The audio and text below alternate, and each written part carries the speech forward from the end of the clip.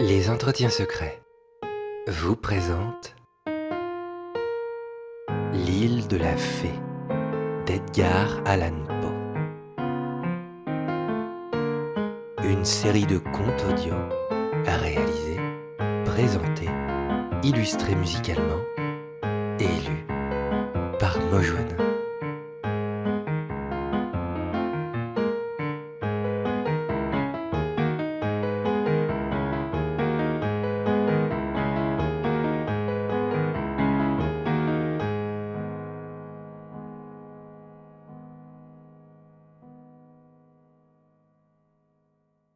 Nolus enim locus sine genio est. Sorius. La musique, dit Marmontel, dans ces contes moraux que nos traducteurs persistent à appeler moral tales, comme en dérision de leur esprit, la musique est le seul des talents qui jouissent de lui-même. Tous les autres veulent des témoins. Il confond ici le plaisir d'entendre des sons agréables avec la puissance de les créer. Pas plus qu'aucun autre talent, la musique n'est capable de donner une complète jouissance s'il n'y a pas une seconde personne pour en apprécier l'exécution. Et cette puissance de produire des effets dont on jouisse pleinement dans la solitude ne lui est pas particulière. Elle est commune à tous les autres talents. L'idée que le conteur n'a pas pu concevoir clairement, ou qu'il a sacrifiée dans son expression à l'amour national du trait, est sans doute l'idée très soutenable que la musique du style le plus élevé est la plus complètement sentie quand nous sommes absolument seuls. La proposition sous cette forme sera admise du premier coup par ceux qui aiment la lyre pour l'amour de la lyre et pour ses avantages spirituels. Mais il est un plaisir toujours à la portée de l'humanité déchue, et c'est peut-être l'unique, qui doit même plus que la musique à la sensation accessoire de l'isolement. Je veux parler du bonheur éprouvé dans la contemplation d'une scène de la nature. En vérité, l'homme qui veut contempler en face la gloire de Dieu sur la terre doit contempler cette gloire dans la solitude. Pour moi, du moins, la présence, non pas de la vie humaine seulement, mais de la vie sous toute autre forme que celle des êtres verdoyants qui croissent sur le sol et qui sont sans voix, est un opprobre pour le paysage. Elle est en guerre avec le génie de la scène. Oui, vraiment, j'aime à contempler les sombres vallées et les roches grisâtres, et les eaux qui sourient silencieusement, et les forêts qui soupirent dans des sommeils anxieux, et les orgueilleuses et vigilantes montagnes qui regardent tout d'en haut. J'aime à contempler ces choses pour ce qu'elles sont, les membres gigantesques d'un vaste tout animé et sensitif. Un tout dont la forme, celle de la sphère, est la plus parfaite et la plus compréhensive de toutes les formes, dont la route se fait de compagnie avec d'autres planètes, dont la très douce servante est la lune, dont le Seigneur médiatisé est le soleil, dont la vie est l'éternité, dont la pensée est celle d'un Dieu, dont la jouissance est connaissance, dont les destinées se perdent dans l'immensité, pour qui nous sommes une notion correspondante à la notion que nous avons des animalcules qui infestent le cerveau, un être que nous regardons conséquemment comme inanimé et purement matériel. Appréciation très semblable à celle que ces animalcules doivent faire de nous.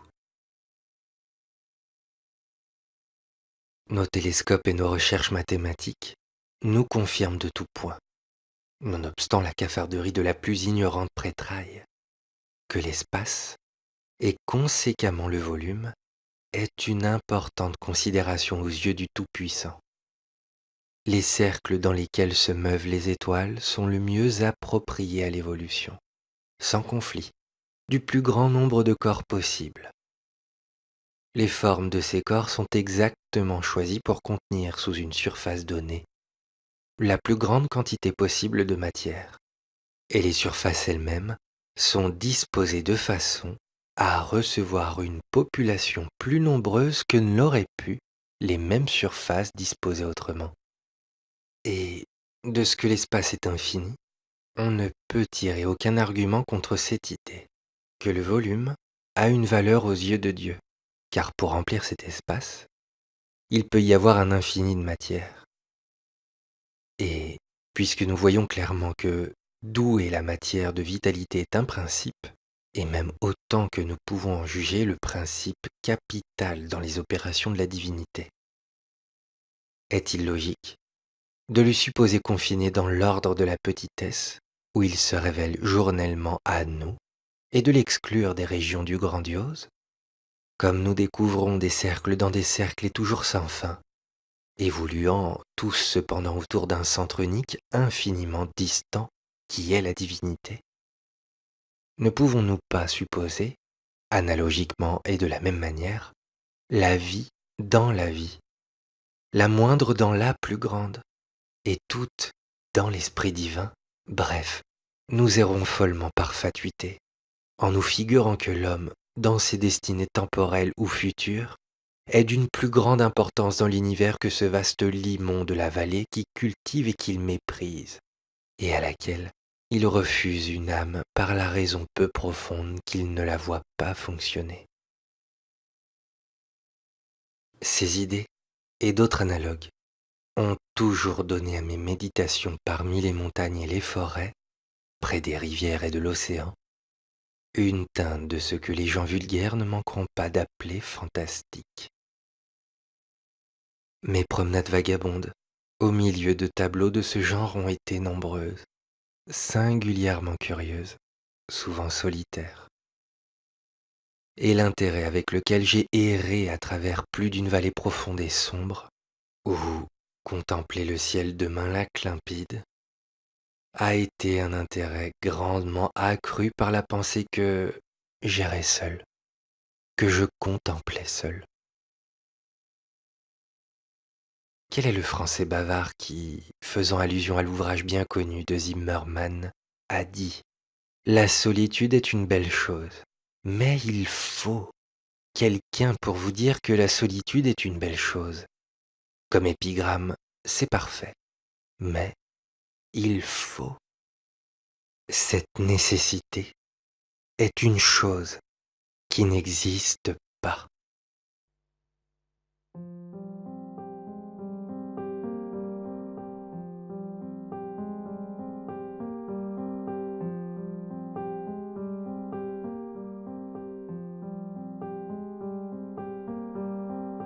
Ce fut dans un de mes voyages solitaires, dans une région fort lointaine. Montagnes compliquées par des montagnes, méandres de rivières mélancoliques, lacs sombres et dormants, que je tombais sur certains petits ruisseaux avec une île.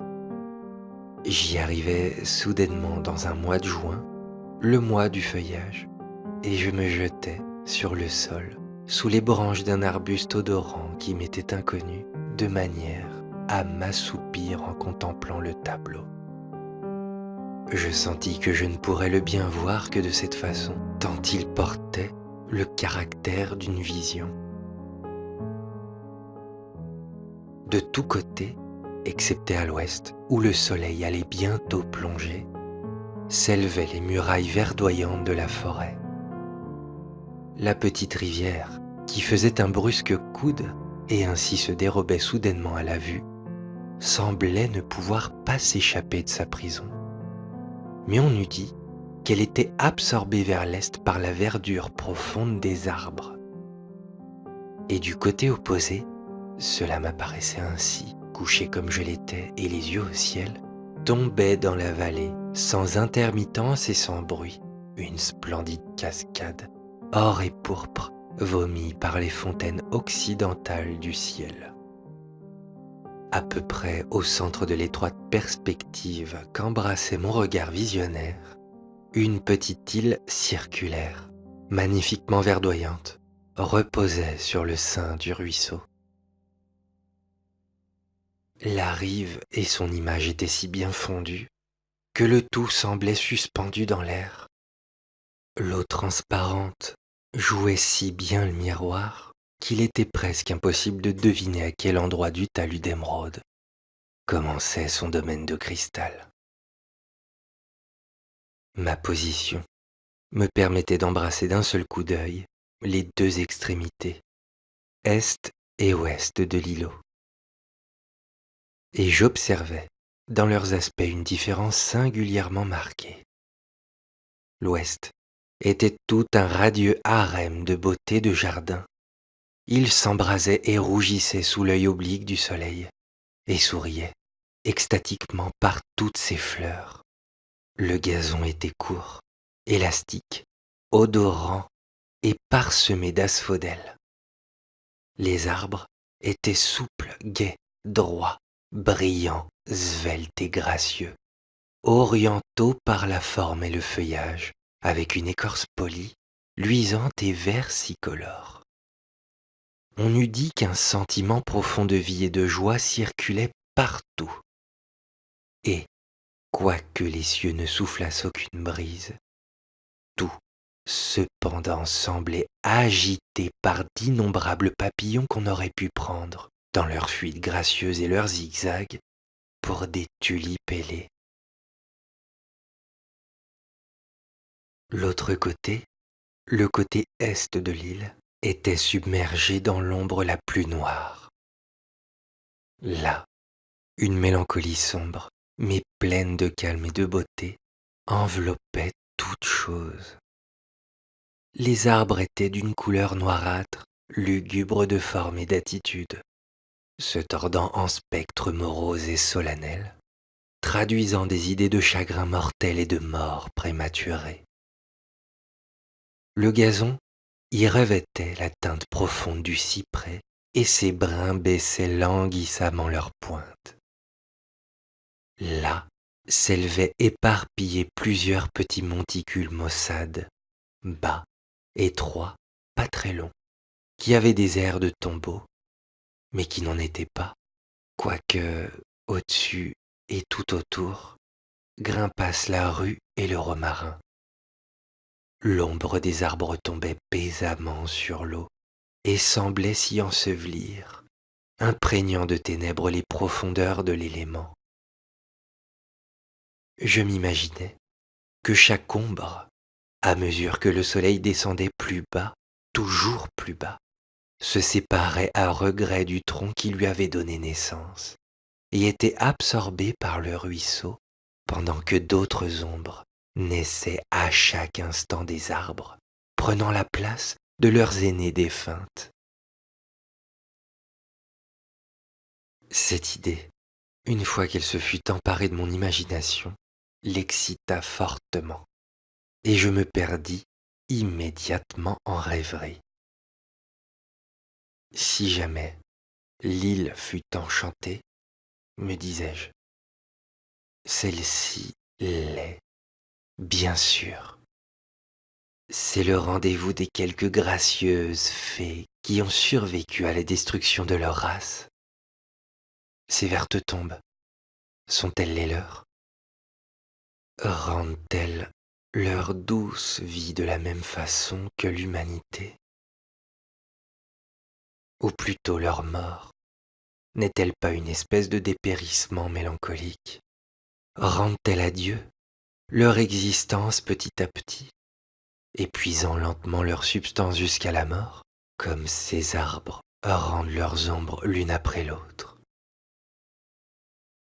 Ce que l'arbre qui s'épuisait à l'eau, qui en boit l'ombre, et devient plus noir de la proie qu'elle avale, la vie de la fée ne pourrait-elle pas bien être la même chose à la mort qui l'engloutit? Comme je rêvais ainsi, les yeux à moitié clos, tandis que le soleil descendait rapidement vers son lit et que des tourbillons couraient tout autour de l'île, portant sur leur sein de grandes, lumineuses et blanches écailles, détachées des troncs des sycomores, écailles qu'une imagination vive aurait pu, grâce à leur position variée sur l'eau, convertir en tels objets qui lui auraient plu. Pendant que je rêvais ainsi, il me sembla que la figure d'une de ces mêmes fées dont j'avais rêvé, se détachant de la partie lumineuse et occidentale de l'île, s'avançait lentement vers les ténèbres. Elle se tenait droite sur un canot singulièrement fragile et le mouvait avec un fantôme d'aviron. Tant qu'elle fut sous l'influence des beaux rayons attardés, son attitude parut traduire la joie. Mais le chagrin altéra sa physionomie quand elle passa dans la région de l'ombre. Lentement, elle glissa tout le long, fit peu à peu le tour de l'île et rentra dans la région de la lumière. La révolution qui vient d'être accomplie par la fée, continuai-je, toujours rêvant, est le cycle d'une brève année de sa vie. Elle a traversé son hiver et son été. Elle s'est rapprochée de la mort d'une année, car j'ai bien vu que quand elle entrait dans l'obscurité, son ombre se détachait d'elle et était engloutie par l'eau sombre, rendant sa noirceur encore plus noire.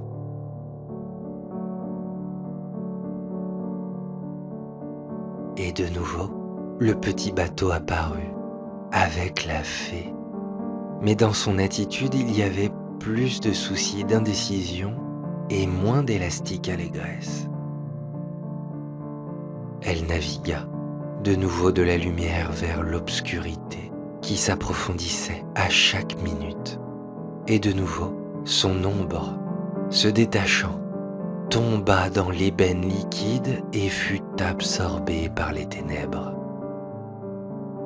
Et plusieurs fois encore, elle fit le circuit de l'île pendant que le soleil se précipitait vers son lit et, à chaque fois qu'elle émergeait dans la lumière, il y avait plus de chagrin dans sa personne et elle devenait plus faible et plus abattue et plus indistincte. Et à chaque fois qu'elle passait dans l'obscurité, il se détachait d'elle un spectre plus obscur qui était submergé par une ombre plus noire. Mais à la fin, quand le soleil eut totalement disparu, la fée, maintenant pur fantôme d'elle-même, entra avec son bateau, pauvre inconsolable, dans la région du fleuve d'ébène. Et si elle en sortit jamais, je ne puis le dire, car les ténèbres tombèrent sur toute chose, et je ne vis plus son enchanteresse figure.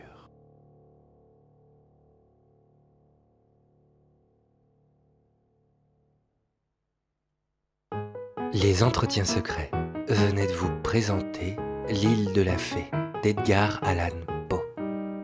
En espérant vous avoir diverti le temps d'un conte, je vous dis à très bientôt pour le temps d'un autre.